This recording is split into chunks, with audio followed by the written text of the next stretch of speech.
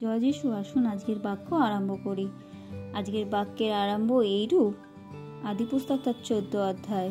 লোটের বন্দিত্ব ও পুনরুদ্ধার। সিনয়ের অম্রাফল রাজা, ইলাসরের অরিয়ক রাজা, এলমের কদলায়মর রাজা, গোইমের তিদিওল রাজার সময় এই রাজগণ সদমের রাজা বীরা, খোমরার রাজা বিরসা, অদমার রাজা সিনা, সবয়মের রাজা শিবেবর ও বিলার অর্থাৎ সোয়েরের রাজার সহিত যুদ্ধ করিলেন।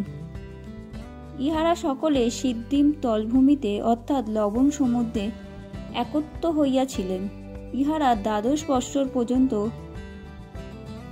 কদলায়মরের দাসত্বে থাকিয়া 13 বৎসরে বিদ্রোহী হন।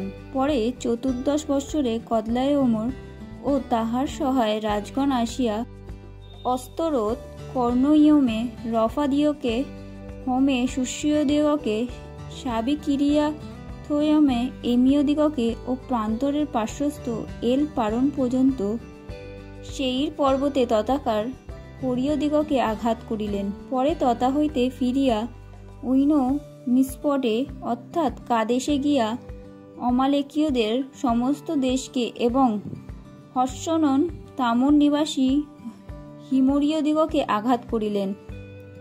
আর সদমের রাজা, খোমরার রাজা, অদমার রাজা, সবয়মের রাজা, বিলার অর্থাৎ সোয়েবের রাজা বাহির হইয়া এলমের, কদলায়মের রাজা, গোরিয়মের, তিদিওল রাজার, সিনয়ের অম্রাফল রাজার ও ইলাসরের অরিয়ক রাজার সহিত 5 জন রাজা 4 জন রাজার সহিত যুদ্ধ করণাতে সিদ্দিম তলভূমিতে সেনা স্থাপন করিলেন। ওই সিদ্দিম তলভূমিতে মেটিয়া তৈলের অনেক খাত ছিল। আর সদম ও গোমরার রাজগণ পলায়ন করিলেন ও তাহার মধ্যে পতিত হইলেন এবং অবশিষ্টেরা পর্বতে পলায়ন করিলেন। আর শত্রুরা সদম ও গোমরার সমস্ত সম্পত্তি ও ভোগ্যদ্রব্য লইয়া প্রস্থান করিলেন। বিশেষত তাহারা অব্রাহামের ভ্রাতৃপুষ্ট লোটকে ও তাহার সম্পত্তি লইয়া গেলেন, কেন তিনি সদমে বাস করিতেছিলেন। তখন একজন পলাতক ইব্রিয় অব্রাহামকে সমাচার দিল।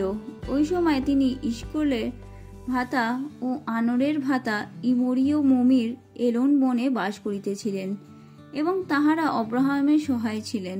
অব্রাহাম যখন শুনিলেন তাহার জ্ঞাতি ধৃত হইয়াছেন, তখন তিনি আপন গৃহজাত 318 জন অভ্যস্ত দাসকে লইয়া দান পর্যন্ত ধাবমান হইয়া গেলেন। পরে রাত্রিকালে আপন দাসদিগকে 2 দল করিয়া তিনি শত্রুগণকে আঘাত করিলেন এবং দম্মেশকের উত্তরে স্থিত হোবা পর্যন্ত তাড়িয়া দিলেন এবং সকল সম্পত্তি আর আপন জ্ঞাতি লোট ও তাহার সম্পত্তি এবং স্ত্রী লোকদিগকে ও লোক সকলকে ফিরিয়া আনিলেন।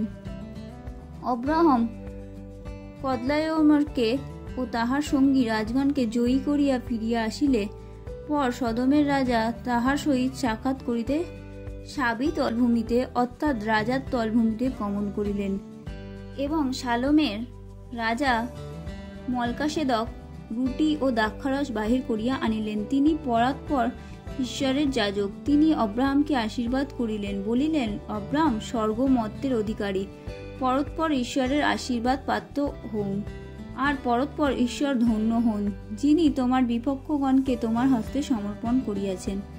তখন অব্রাহাম সমস্ত দ্রব্যের 10 তাহাকে দিলেন। আর সদমের রাজা অব্রাহামকে কইলেন, মনুষ্য সকল আমাকে দিন, সম্পত্তি আপনার জন্য লউন। তখন অব্রাহাম সদমের রাজাকে উত্তর করিলেন, আমি স্বর্গমর্ত্যের অধিকারী পরাৎপর ঈশ্বর সদাপ্রভুর উদ্দেশ্যে হস্ত উঠাইয়া কইতেছি, আমি আপনার কিছুই লইব না, এক গাছি সুতা কি পাদুকার বন্ধনীও লইব না। পাছে আপনি বলেন, আমি অব্রাহামকে ধনবান করিয়াছি, কেবল আমার যুবগণ যাহা খাইয়াছে তাহাই লইব, এবং যে ব্যক্তিরা আমার সঙ্গে গিয়াছিলেন আনের, ইশকল ও মর্মী, তাহারা আপন আপন প্রাপ্তব্য অংশ গ্রহণ করুন। আমেন।